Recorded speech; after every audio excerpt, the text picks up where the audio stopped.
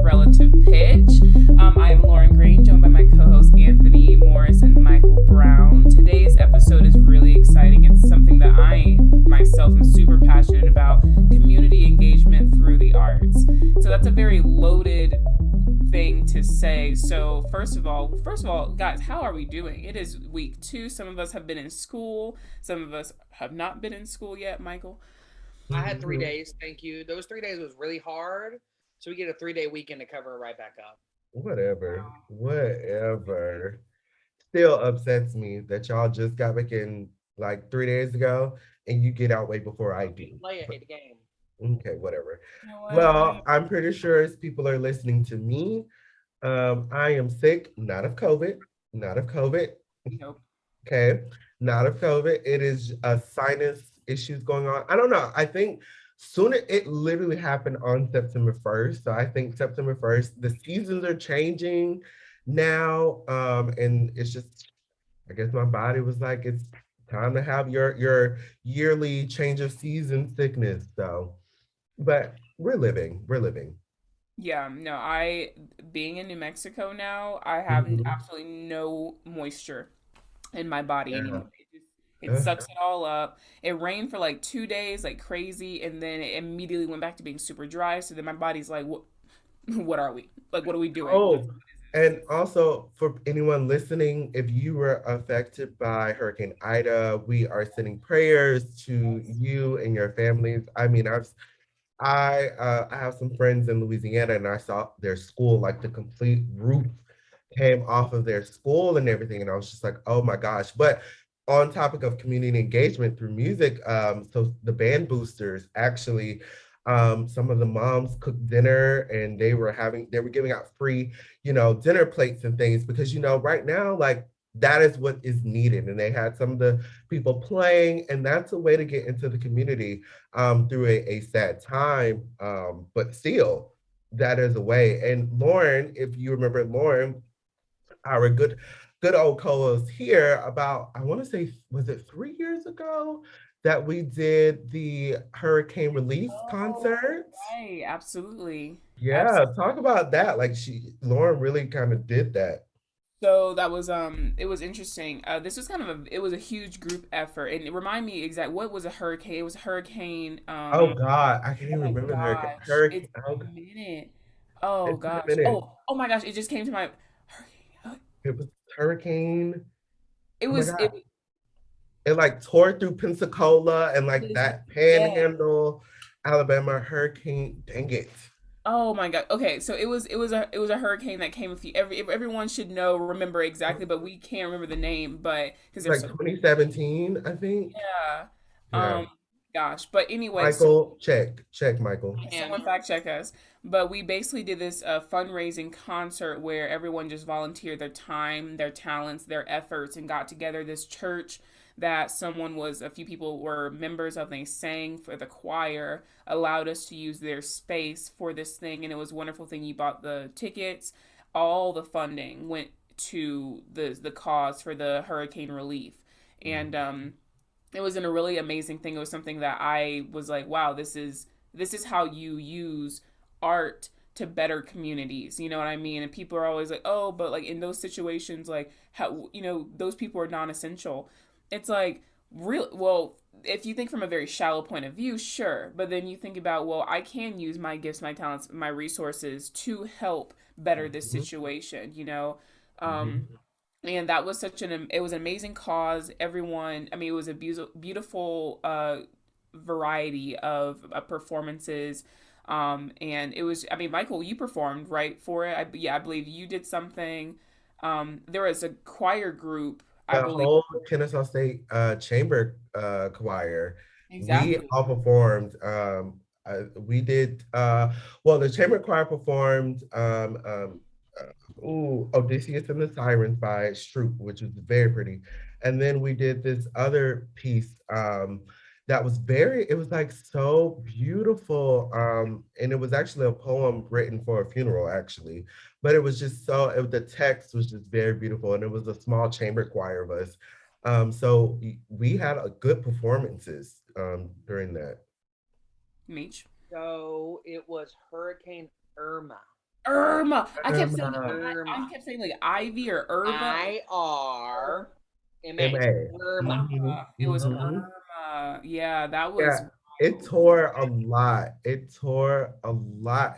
That panhandle of Florida, because I think we actually donated to an organization in Pensacola. Was it in Pensacola, I believe? I Uh, think so. yeah. Yeah. I think so. He was But it one of was the ones great. that was super affected by it, you know? Yeah, yeah. And like I just remember because we were helping out with the tickets and like we had a great audience there. It really showed us how music could be, you know, a, really put into it. And you know, a lot of people what most people don't realize, like even in the US Army and armed forces, there are the US bands and choirs and things, and they go usually do, you know, these type of community events. And I remember actually in eighth grade, we were studying World War II in English class or something. And I did a whole project on the US Army bands going to um, Germany and going to Russia, and they're doing these concerts, these first aid concerts, you know, getting money so that they could, you know, send to, you know, all the people that are dying in a freaking war. And like most people don't ever think about that, but our talents can be used to do some great things. Can we pick up a gun and go shoot? No, not, and I don't really want to either. That's not my style. But can I use my talents to help? Absolutely. So we definitely are involved in the community. And so for people who don't know exactly like what community engagement or want the exact definition of community engagement, it's the process of working collaboratively and through groups of people affiliated by geographic proximity, special interests, or similar situations to address issues affecting the well-being of those people. So community engagement is exactly what it means. It means you go and engage with the community in whatever capacity that means for the well-being of those who are in the community, not just specific people in the community, everyone in the community. That's a really Mhm. big one because you have a lot of these initiatives, which I'll emphasize. I'll do this quotations around initiatives, that they're groups and organizations who go into communities. But these are communities who are already very aware that these organizations are there. They're very aware, or they already go to support these organizations. They know about them. For me, my interest with community engagement is where you go into communities who don't really necessarily have the resources to even know that these organizations exist whatsoever, or don't have the resources to actually engage in going to see an opera or going to see a play or going to see a dance show. You know what I mean?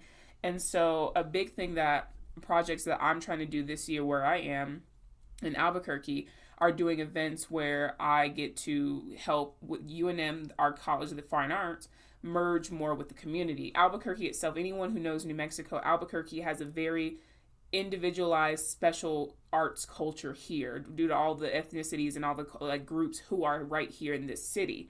And so we have an arts hub here. My goal is to try to get our school that has our again so many really huge minorities, maybe not necessarily my minority specifically, which hopefully to change that, but other minorities, and get them to engage more with the community and let them know that we're here, right? And so there are levels to community. There are also little pockets of how and which organizations do community engagement. And so one of my questions I pose to you guys is why is it important that art is even in the communities? Why should we care? Why should people want to take their kids to art performances or go see art shows or go do anything involving the arts? I think it is important. I want to touch another point real quick. Community engagement also looks different depending on where you are. If you're in a place like New York, Boston, Chicago, art is already strong. Art is dove like intertwined in that culture. So that community engagement looks completely different than Macon, Georgia. Oh, You know what I mean? So that community engagement, in my eyes, is so important because you're trying to find and inspire in people who think they don't like music or don't understand music that no, you actually do, but we use technical terms. We don't always have to use technical terms. Cool. You look at a pop song, you can describe a lot of different actual terms that we use as trained musicians. Hmm. So, like in that community, specifically Middle Georgia, it's inspiring the curiosity of art. It is inspiring how to not how to think about it, but like I do actually understand this. Wow, I'm smarter than I think I am. And then like a big thing for me is youth orchestras, and that pushing kids around the area to get better at their instrument, to open their ears to something they haven't heard because usually they play in wind bands, which I love wind bands way more than orchestras. But hey, I was in a youth orchestra. It opened my eyes, and it opened my eyes to chamber music because I was also in that. But we also have to see community engagement looks different in different communities, and it's supposed to target different things. Hmm. And on top, when you said Middle Georgia, it literally just unlocks the memory in my head. I remember being like 5 years old in Macon. Macon had the Cherry Blossom Festival. And back, I don't even think they do it now, but they used to have a parade. And I remember just sitting or standing and seeing the bands come and do a parade. And I was just like, what is this? Like, oh my gosh, they're like marching and they're doing things. And like that piqued my interest in music. So that is a way that, community engagement worked for Middle Georgia. And honestly, how it works for, I would say, a lot of the not big population cities. I mean, like you said, New York already has a music or arts. Boston has arts. LA has arts. But when you think of Macon or Atlanta, even, or someplace like Orlando, Florida, or somewhere where it's not the big cities where you think it is, a simple parade is really engaging the entire community and exposing them to something new in the arts. And so from there, that really was like, okay, well, I can do this. Let me go into it. So it really does look different compared to places that you are. And to answer your question, Lauren, I think we it is very necessary. It is very necessary for us to be in the community because if we're not in the community, our field of expertise will dry up. It will. And that's what honestly orchestras, major orchestras are dealing with right now. It's because they haven't been in the community. They've been focusing on people to come to them rather than them go to the people. And so that's why a lot of it is drying up. I remember, I mean, I know the ASO did this a little bit when I was growing up, where they did do community engagements. My middle school, we ended up going to see the Christmas concert, but that was it, just the one Christmas concert. I mean, that's little on the totem pole, but it was something. But a lot of orchestras, they're seeing that they need to do a lot more. And that's where the pops concerts come from. They need to do a lot more of that to get the community involved. I want to ask y'all a question. What is the one ensemble that is most visible in our art form? Band, What kind of band? marching band. Yep. And I think that is like, and I know marching band is so cliche, but imagine what a marching band does on a college campus. Like a good marching band gets people hype. It like restores tradition, the alma mater, the fight song. The whole stadium is singing. Like I went to the Bronco marching band preview game, and I'm here, and the whole thing is packed. Like the sideline, I'm like, wait, what? I'm like, this is a marching band, and then everybody starts singing the fight song, and I'm like, what? That Yeah. is community engagement. They reached over 200 people in an hour, and just like restored some of the tradition. And in high schools, this is so important, and especially if high schools start playing modern music in the stands. Wow, imagine the community engagement, and imagine the young people that's like, whoa, that's industry, baby. I listen to that on the radio. What is happening? So that's the one point I just wanted to bring up real quick. Like that is one of our most visible ensembles that a lot of people throw away. Mhm. Well, this is my thing. We have now shifted to this idea that people don't realize art used to be embedded in the communities back in the day. It used to be the communities actually was art, and these artists were major people of the cities and everything. They were alongside the philosophers, the scientists, everything. They were seen as just as important because art is just as important. So, because hear me out, without art, you wouldn't have any of your favorite shows.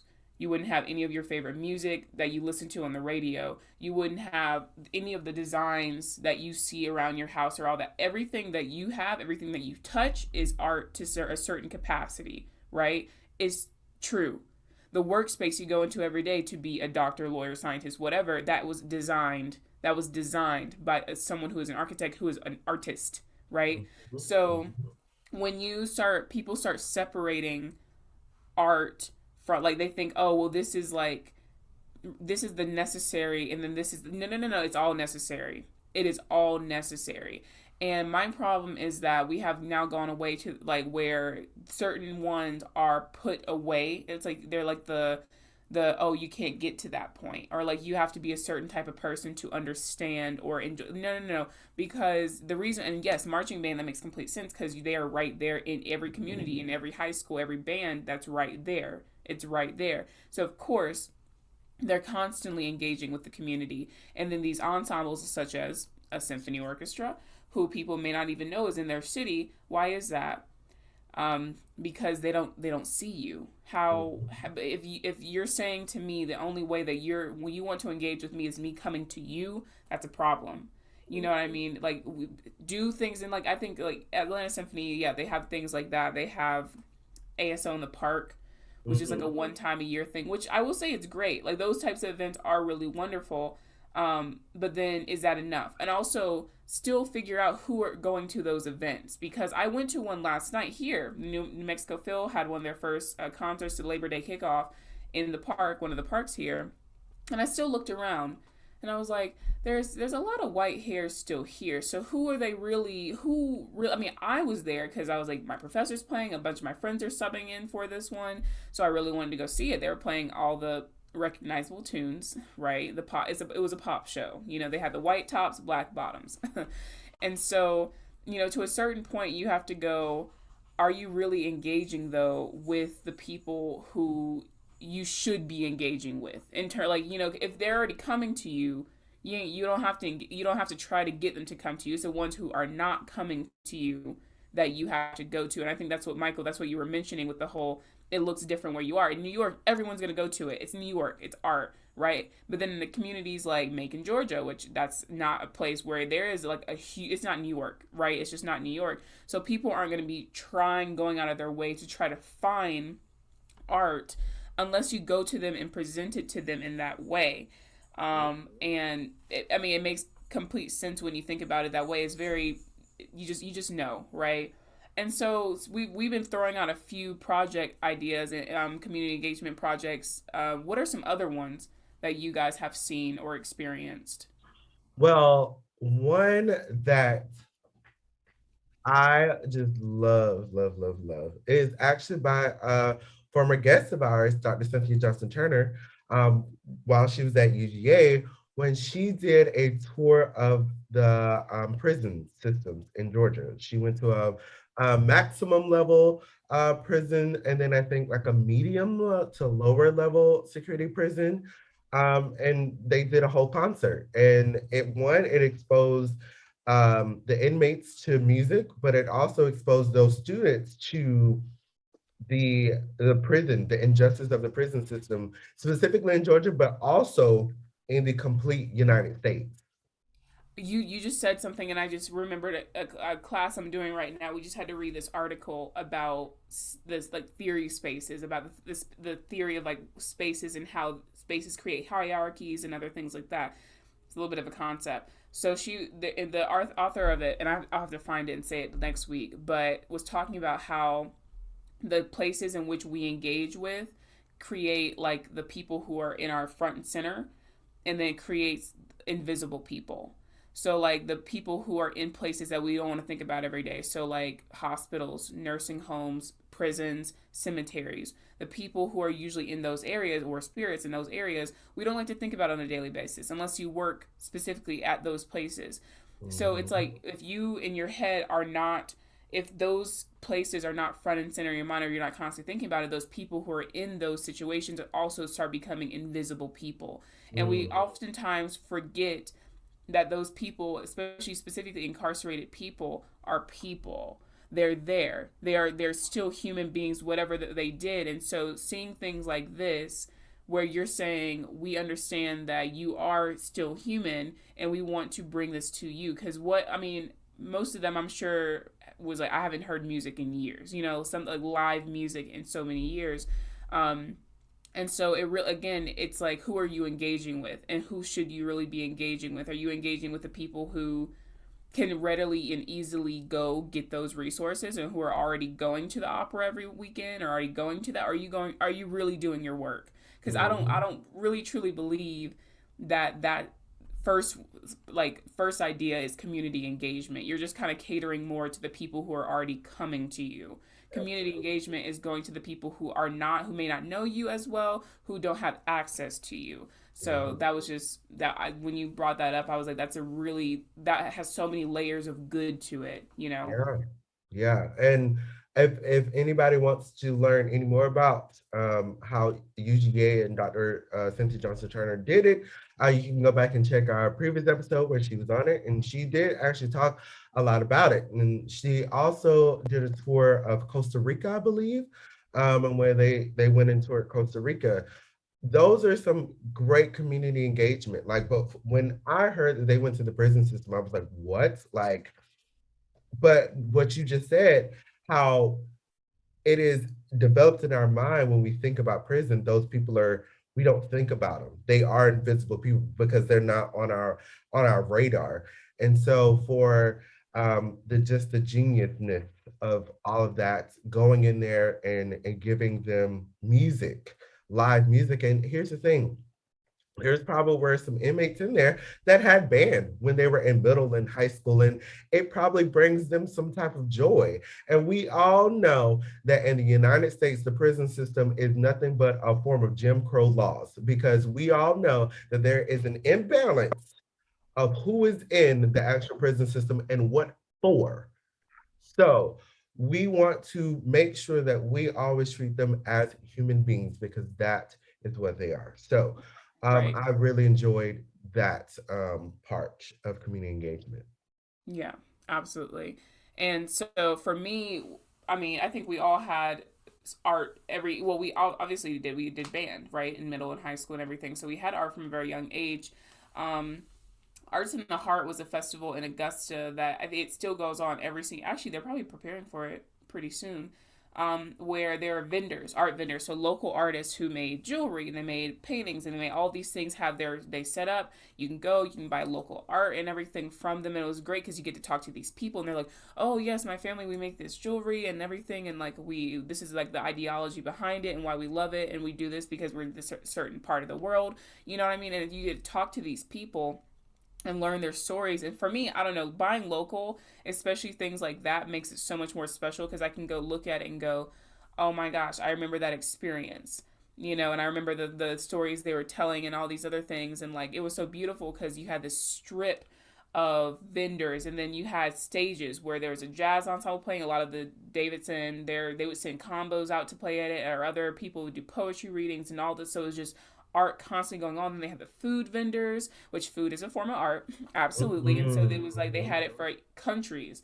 Like you can go over to Greece and get like feta fries, and that was amazing. You know, and try all this stuff. So it was a festival that we always looked to, like forward to, because it was everything we could possibly want just in one like downtown area.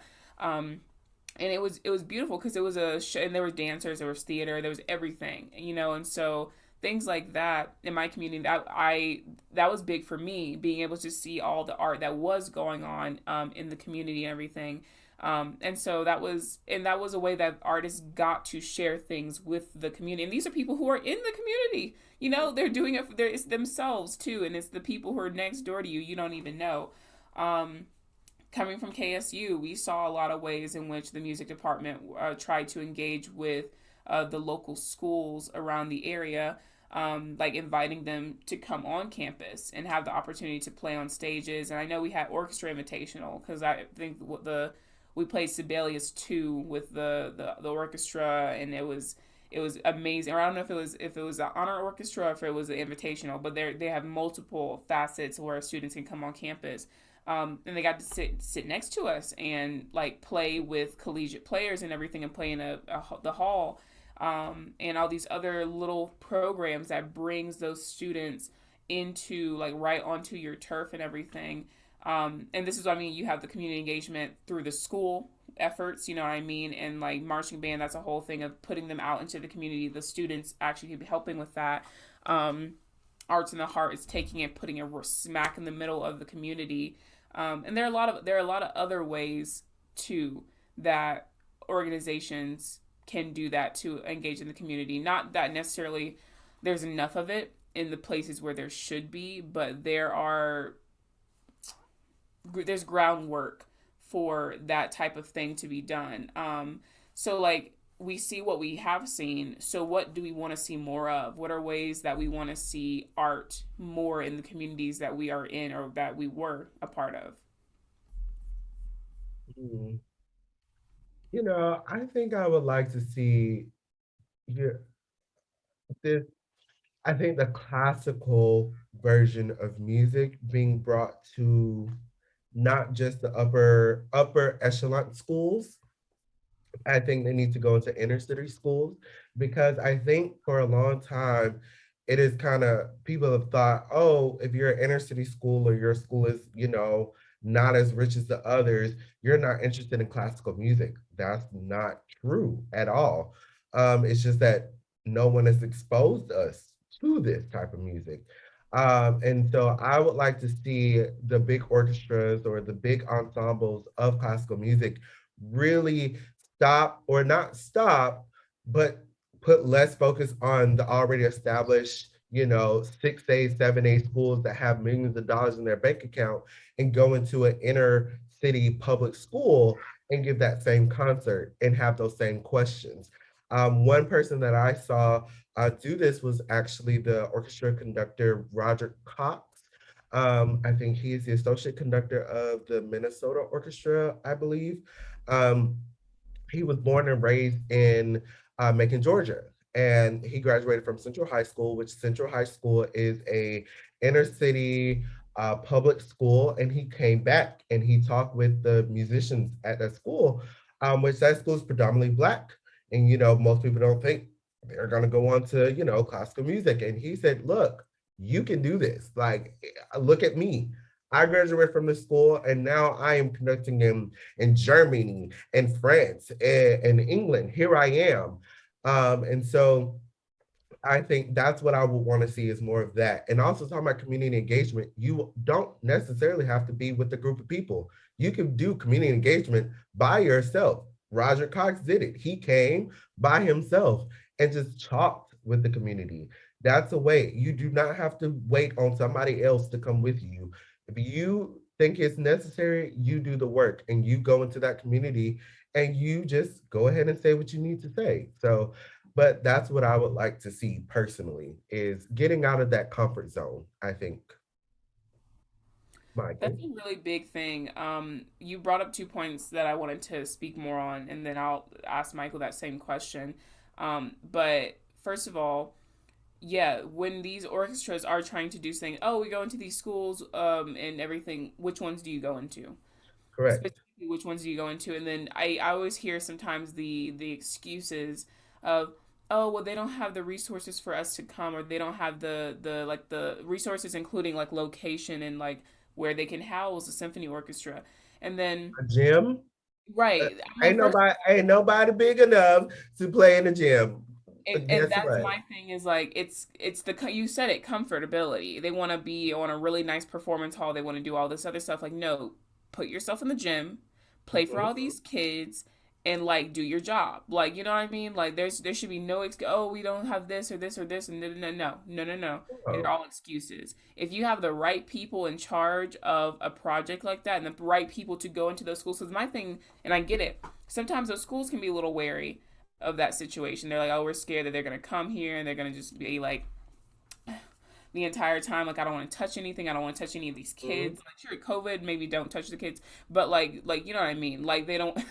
It's like they're scared to actually be in that environment and everything. And I'm like, you know how important it would be for some of those, especially this is my thing, and this is another point: visibility, visibility of first of all being able to like showing yourself to those students, especially organizations who have a showing of minorities within it. And that's a really beautiful thing, is like, as much as I can go into these schools and be like, hey, I'm a black flute player, I exist. That means you also can exist because I exist, you know, and I saw the people who paved the way for me and I went there doing it. I can do it. And it's a constant thing. We are comfortable doing things that we see our people, the people who look like us, doing, excelling in, right? It's just a natural thing. So the more and more you take these students and you show them visibility, the more they're going to go, maybe I can do that, you know, and it maybe you have to get a little uncomfortable, but as William Lake says, I'm not here to make you comfortable. Absolutely. Absolutely. And so, Michael, did you have any things that you wanted to see I just want to specifically? see more, just more like not education, but education and showing people that they understand music more than they think they do. So, like And engagement how to through apply education. that to classical music. Like Yeah. there's some classical music, if people like, you don't even have to understand it. Like when someone hears the ending of, like, I don't know, Mahler 7 or Shostakovich 7, it's just loud. So people are going to love it because it's just loud and it's a visceral experience. And if you can take music that they know and infuse music that we want to play and make everybody, I don't know, happy, and just show them that they understand it more than they do, and just not, we ain't spoon feeding it, like just show them the different parts, and then be like, we're gonna play this. I want you to listen to the flute. Okay, now I want you to listen to how the flute and the violin interacts, and now you're getting them to listen to stuff that they probably never would have. You're getting them to listen deeper than they probably ever would have, and then they're going to go back to something like, I hate to keep bringing this up, Montero or Industry Baby, and they're going to listen, and they're going to listen just a little bit deeper, and they're going to be like, wow, I did not realize that, but now I realize even more. So then they might be, the curiosity is started. That is all that needs to happen. The curiosity of music has to be ignited in some way, and that is very easy. You can take Light Cavalry Overture. Ooh, Everybody loves a good overture. So you take an overture, play a little bit of it, be like, awesome. Y'all see this? Great. Point out some stuff, play it again. Cool. I want you to hear it again. Boom. And then you're just like talking to the community. It's like, it's awesome. Like there was the one concert I extremely loved from ASO. They had a new conduct, like a guest conductor come in, and they played a new piece. And they played it twice. And he talked to us between them. He's like, "Did you hear those colors? Did you see this motive and how it was passed around and how it kind of stayed the same, but then it built this like rhythmic crescendo and all?" He talked to us, and like I know some of this stuff, but I even caught myself like checking out and then checking back in, like when he started talking to us, and they played it again, and the applause was even louder because they were like, "Whoa!" And those are, most of those people are every day or every week going orchestra people, so they heard some of the stuff they usually hear, but having him talk to us, first of all, caught me off guard. I was like, who is talking right now? Like, you're supposed to be just waving a stick. And so that was very fun. But yeah, that's what I would like to see, just more education in showing people that they understand more than they think they do and not talking down to people. And yeah. 2 points on that. One, in case you do talk to people and everything, make sure you are not talking in a tone of I know. Like you should know what a crescendo is, because the normal day person, the people who we want in our audiences, have no idea what a crescendo is. So They know you the have concept, to, but the actual term, they don't. yeah, They, exactly. And I learned that because I have a great father, but it's funny trying to explain music things to. I mean, he knows music. He loves to listen to it. But if I come up to him and I try to explain all these music terminology, he's like, "What?" And then we end up getting in an argument. And then at the end of the day, I'll be like, "It's literally just getting louder." He was like, "Well, why didn't you just say that in the first place?" And then I get upset because I'm like, "You should know what it means." But the thing is, no, it shouldn't, because he didn't go to school for music. He was not in band. He was not in choir.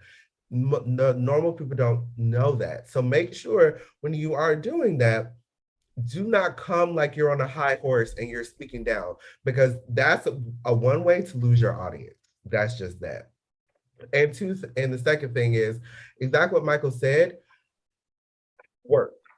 I taught a music appreciation class last year, and the first semester we went through all of classical music, and the curiosity of music, I played some songs and they're like, what is that? Oh my gosh, like that sounds like that. Yes. Yes, it does. We in classical music, we have those good songs, and they come back, and when we so the next semester we did popular genres, and they're like, this sounds like this Wagner, or this sounds like this Tchaikovsky that we listened to. Look at there. Like, do you see now? And then we listen to John Williams, and they're like, wait, that sounded like this. Exactly. You see how it's not mutually exclusive. There are things that go beyond. And so it does work in both ways. And now you've engaged the whole generation that thought classical music was boring. There you go. Also, like, there's very few audiences you could play the opening, like the first 4 minutes of Mahler 5, and they're not like, wow! Like, it's just such an experience, especially when the orchestra plays it well. Well, my thing is like, and this is a huge point of like not making people feel as if you're talking down to them, and make like kind of letting them understand you can easily understand this just as well. Because the article that I wrote on imposter syndrome that got put into the UNM yearly like journal and everything, my family read that, and my family are not musicians, we are farmers, and so it was very interesting to see how they engaged with it. But one of the things one of my mom's friends, who she's older, said to me, she was like, I love the way that you wrote it, because you wrote it in a way that I could understand. That I wasn't trying to figure out, oh gosh, what does that mean? Or what is that? Because I do that whenever I talk, and I guess it's the teacher in me who I want to explain things in a way that anybody, no matter what your background of music knowledge is, would be able to go, I understand this concept now, and I understand how I can apply it to other things that I do that maybe not music, but you know what I mean. It's I don't and that's my biggest beef with academia, is that people feel like they have to say big words all the time, and they have to say big concepts without explaining them all the time, or just say things that honestly it's bad.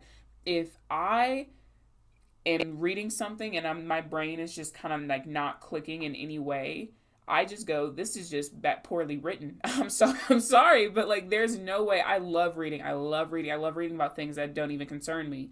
But when I come across readings and articles that obviously are supposed to be a barrier between the people who are experts on the field and others, what are you doing? Knowledge isn't locked away. Knowledge isn't something that it should be put like above where you can't reach it. You should want to take, and this is what I mean, going to those communities and actually putting yourselves in those communities. You are no longer taking yourself and saying you have to come to us, you have to meet us. No, we're going to take it to you. We want to show you that we want you to be a part of this, and we want you to feel as though you are a part of the situation, because you are.